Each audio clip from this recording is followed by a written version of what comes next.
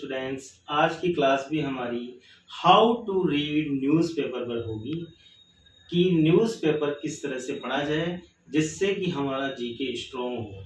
अभी हाल ही में हमारा जो राज्य निर्वाचन आयोग है राजस्थान का, उसमें नवीन महाजन को मुख्य निर्वाचन अधिकारी नियुक्त किया गया है भारतीय निर्वाचन आयोग की अधिसूचना से। तो इस न्यूज़ से राज्य निर्वाचन आयोग और भारतीय निर्वाचन आयोग दोनों हाईलाइट हो चुके हैं। तो आगे आने वाले कॉम्पिटिटिव एग्जाम में 100 नहीं 1001% मेरा दावा है कि राज्य निर्वाचन आयोग और भारतीय निर्वाचन आयोग से प्रश्न पूछे ही जाएंगे। तो आज की क्लास होगी हमारी राजस्थान राज्य निर्वाचन आयोग की और भारतीय निर्वाचन आयोग की। तो पार्ट फर्स्ट में हम भारतीय निर्वाचन आयोग के फैक्ट टू फैक्ट पढ़ने की कोशिश करेंगे। भारतीय निर्वाचन आयोग, देखिए हमारे यहाँ लोकतंत्रात्मक शासन व्यवस्था है। इसमें जनता का शासन होता है, जनता के द्वारा चुने हुए प्रतिनिधि हमारा प्रतिनिधि करते हैं संसद में और राज्यों के विधानमंडलों में। तो उनके स्वतंत्र और निष्पक्ष चुनाव के लिए हमारे केंद्र स्तर पर और राज्य स्तर पर चुनाव आयोग की व्यवस्था की गई है।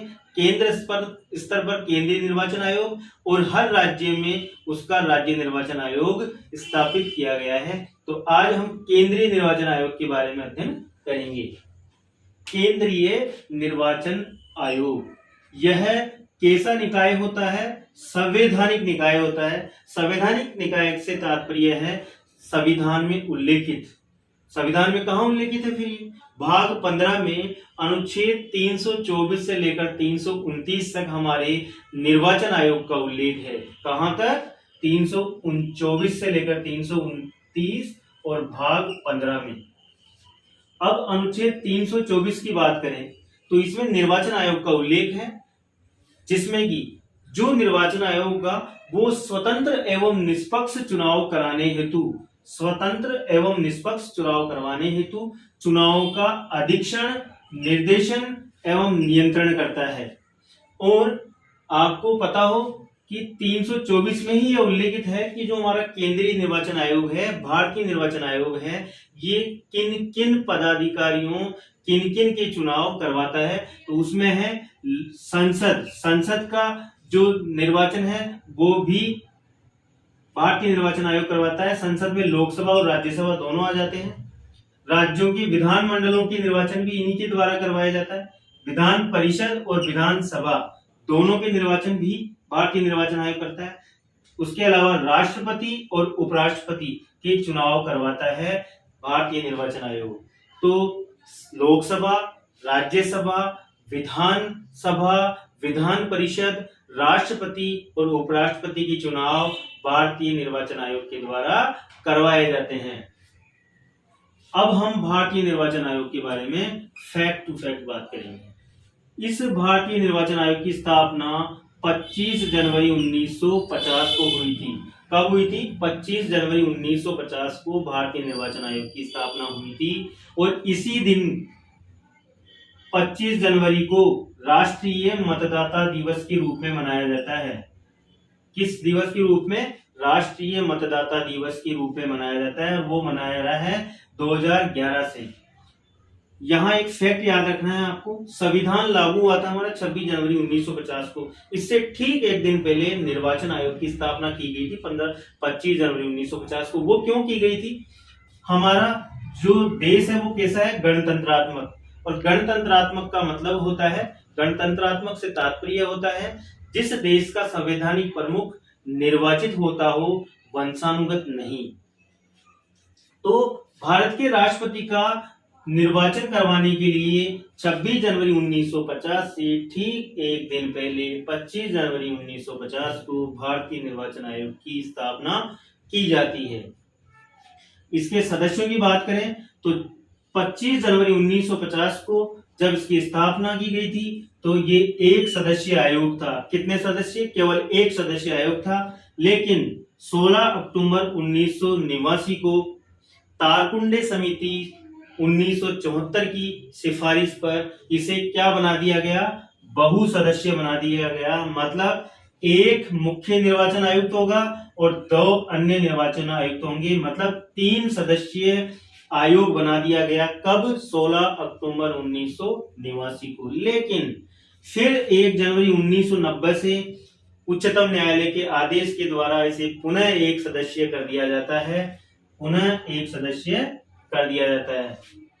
यहाँ जब 16 अक्टूबर 1989 को बहुसदस्यीय किया गया था तारकुंडे समिति की सिफारिश पर, तब हमारे तत्कालीन मुख्य निर्वाचन आयुक्त थे RVS शास्त्री, और इन्हीं के वक्त 1990 में सुप्रीम कोर्ट के आदेश से इसे पुनः एक सदस्यीय आयोग बना दिया गया RVS शास्त्री के समय ही। लेकिन फिर से 1 अक्टूबर 1993 से, ये डेट याद रखना आप, ये इंपॉर्टेंट है, 1 अक्टूबर 1993 से इसे पुनः बहुसदस्यीय आयोग बना दिया गया, और यह आयोग दिनेश गोस्वामी समिति 1990 की सिफारिश पर इसे पुनः बहुसदस्यीय बना दिया गया। और उस समय हमारे मुख्य निर्वाचन आयुक्त थे TN सेशन। कौन थे? TN session. तो वर्तमान तक हमारे भारतीय निर्वाचन आयोग में एक मुख्य निर्वाचन आयुक्त होता है और 2 अन्य निर्वाचन आयुक्त होते हैं। अब इसका सचिवालय, इसका सेक्रेटरीट कहाँ है? नई दिल्ली में। और इसकी नियुक्ति मुख्य निर्वाचन आयुक्तों की और निर्वाचन आयुक्त की नियुक्ति की जाती है केंद्रीय मंत्रिपरिषद की सिफारिश पर राष्ट्रपति के द्वारा। किसकी सिफारिश पर? केंद्रीय मंत्रिपरिषद की सिफारिश पर राष्ट्रपति के द्वारा। लेकिन अभी हाल ही में उच्चतम न्यायालय की संविधान पीठ ने एक निर्णय में ये कहा है कि जो मुख्य निर्वाचन आयुक्त और अन्य निर्वाचन आयुक्त है, उनकी जो नियुक्ति है राष्ट्रपति के द्वारा एक समिति की सिफारिश पर की जाएगी। इस पर एक समिति की सिफारिश पर, उस समिति में प्रधानमंत्री होंगे, लोकसभा में विपक्ष के नेता होंगे और भारत के मुख्य न्यायाधीश होंगे। इस समिति की सिफारिश पर मुख्य निर्वाचन आयुक्त और अन्य निर्वाचन आयुक्तों की नियुक्ति की जाएगी। अब इनके कार्यकाल की बात करें तो 6 वर्ष या 65 वर्ष की आयु जो भी पहले हो तब तक के लिए ये नियुक्त रहेंगे। 6 वर्ष या 65 वर्ष, 6 वर्ष या तो 6 वर्ष हो या 65 वर्ष की आयु हो, वहां तक ये अपने पद पर बने रहेंगे। ये अपना त्याग पत्र, मतलब मुख्य निर्वाचन आयुक्त और निर्वाचन आयुक्त दोनों अपना त्याग पत्र राष्ट्रपति को देते हैं।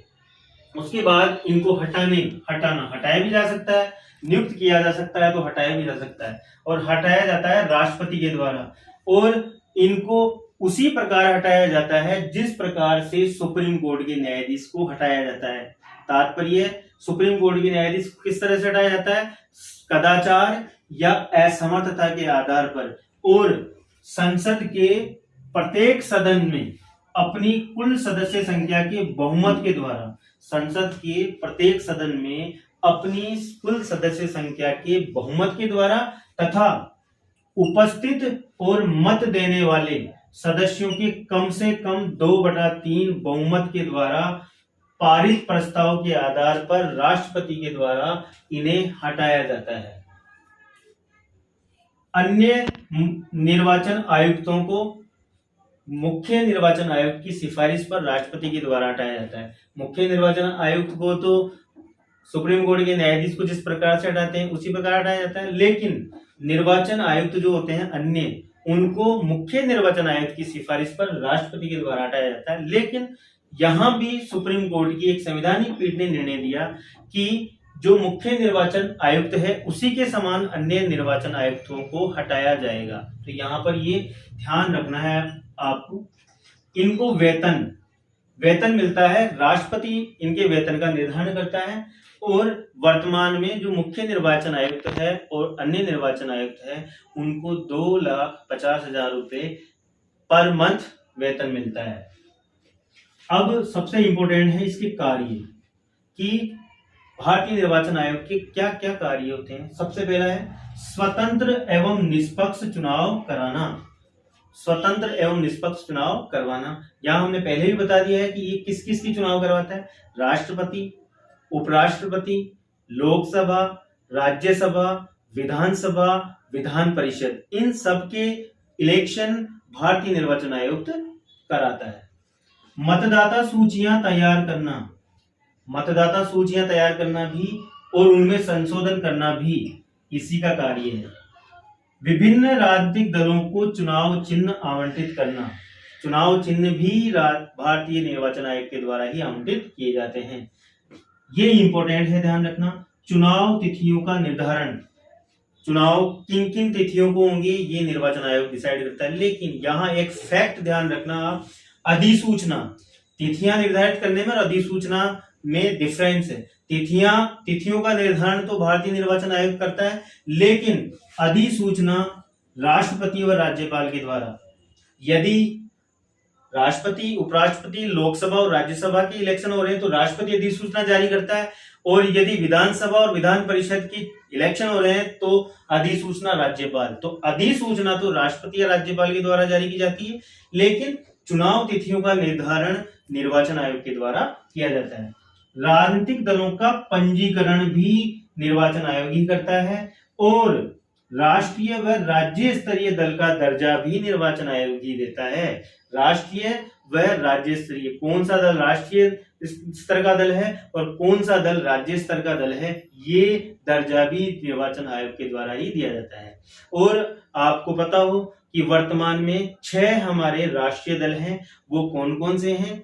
वो हैं Bharatiya Janata party, Congress, Bahujan Samaj party, communist party of India मार्क्सवादी, नेशनल पीपुल्स पार्टी, आम आदमी पार्टी। ये 6 राष्ट्रीय दल हैं हमारे।